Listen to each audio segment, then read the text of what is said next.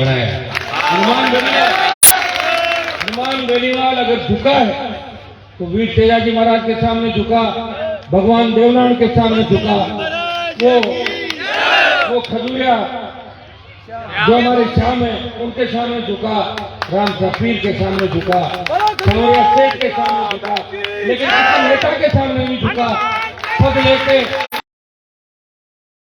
वो पॉलिटिकल पापा कहते हैं। पापा दो तरह के, एक तो पापा होता है जिसके जन्म होता है, बच्चे का पैदा करता है बाप बच्चे को, और दूसरा कहते थे कि हमारे एक पापा तो जो है जहाँ पैदा हुए, दूसरे पॉलिटिकल पापा अशोक गहलोत ये कहते थे। उनको आज याद आ गया कि अशोक गहलोत के खिलाफ दो बात कर दो और ये पॉलिटिकल पापा वाली बात भूल जाएंगे, लेकिन उनको याद नहीं है। मैं बैठा हूँ यहाँ, भूलने दूंगा इस बात को कि तुम्हारे पॉलिटिकल पापा गहलोत थे, और जिसका एक बार पॉलिटिकल पापा हो जाता है वो बेटा पॉलिटिकल पापा का विरोधी कभी नहीं हो सकता।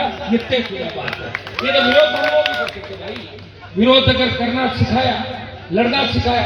आप देखिए ये जितनी ये सेकंड हमारे यहाँ मंच में बैठे, कुछ विधायक बनने वाले हैं, कुछ विधायक बनते बनते रह गए, बढ़ेंगे निश्चित रूप से।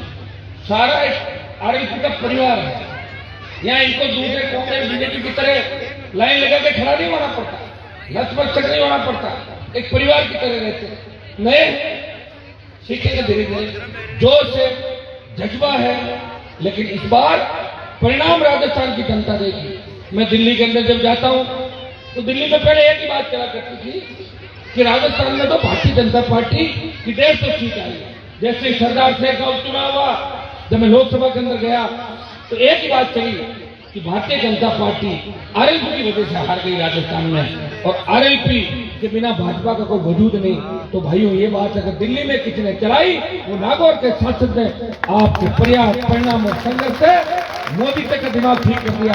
सत्ता छोड़ना कोई आसान नहीं है, और अमित शाह और मोदी से कौन लड़ सकता है देश के अंदर, जिसके पास कुछ भी नहीं है।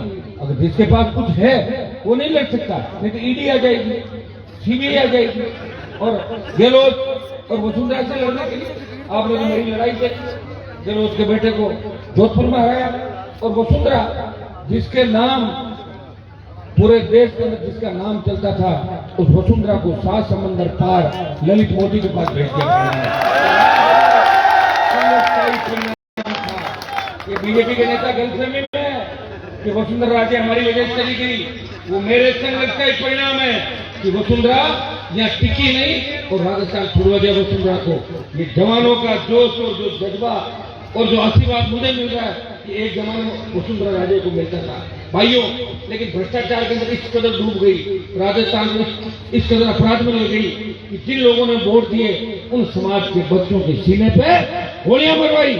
80 गुजर राजस्थान में मारे, 1 दर्जन से ज्यादा पानी का आंदोलन करे, पानी की मांग करे, जाटों के बच्चों के सीनों पर गोलियां मरवाई, जाट राजपूत को लड़ाया, गुजर मीणा को लड़ाया, और ब्राह्मण मेघवाल को राजस्थान में लड़ाया। तो वसुंधरा लड़ाया और अशोक गहलोत ने उसमें मोहर लगाई। ये जो पेपर लीक हो रहा है, ये किस बात का परिणाम है? सरकार अगर चाहे तो पेपर लीक नहीं होगा, लेकिन सरकार खुद पेपर लीक करा रही है। कारण है अशोक गहलोत को सत्ता में बैठे रहना है, और अगर सत्ता में रहना है तो अपने उन विधायकों की माननी होगी जो विधायक जब गहलोत की सरकार गिर रही थी उस समय उसके साथ थे। वो एक ही बात कहते हैं कि आपने मंत्री में नहीं बढ़ाया तो लूट खसोट तो करने दो, तो करो। लूट खसोट का मतलब नहीं है कोई पेपर बेच रहा है, कोई कोचिंग संस्थान में आप बताइए किस तरह मुख्यमंत्री कार्यालय पे आरोप लगे। मेरे आप देखते हो सारे आरोप प्रत्यारोप। भाइयों खुल के अगर कोई व्यक्ति बोलता है सरकार के खिलाफ तो नागौर का सांसद इस सरकार के खिलाफ खुल के बोलता है, मुख्यमंत्री पर आरोप लगाता है, पूर्व मुख्यमंत्री और मुख्यमंत्री के गठबंधन की बात करता है, और यह भी कहता है कि गहलोत वसुंधरा का गठबंधन लग रहा है कि पेपर लीक और पेपर बेचने में भी गठबंधन हो गया। ये बात हनुमान बेनीवाल और ये सही बात है कि वसुंधरा के समय में भी 10 से ज्यादा भर्ती रहती, पेपर हमेशा आउट होते थे। और आरपीएससी को विधानसभा में सब्जी मंडी कहा था कि सब्जी मंडी आरपीएससी चाहे ठीक खरीद लो आरपीएससी से। और एक चेयरमैन जेल भी गया था। अब आप देखिए जो हालात कर्मचारी चयन आयोग का देख लो, माध्यमिक शिक्षा बोर्ड का देख लो, आरपीएससी का देख लो, कोई सुरक्षित नहीं। अगर देश में बात चलती है, पहले यूपी बिहार की बात चलती है, कि फर्जी मार्कशीट लानी है तो उत्तर प्रदेश और बिहार से लेके आ जाओ और ओपन बोर्ड की कहीं से भी ले आओ। और अब बात चलती है कि डिग्री अगर नहीं मिल रही है तो राजस्थान से लेके आ जाओ, डिग्री मिल जाएगी वहां। ये बात एक चल सकती है। हमारा प्रांत बदनाम हो गया अपराध में, हम एक नंबर पर चले गए।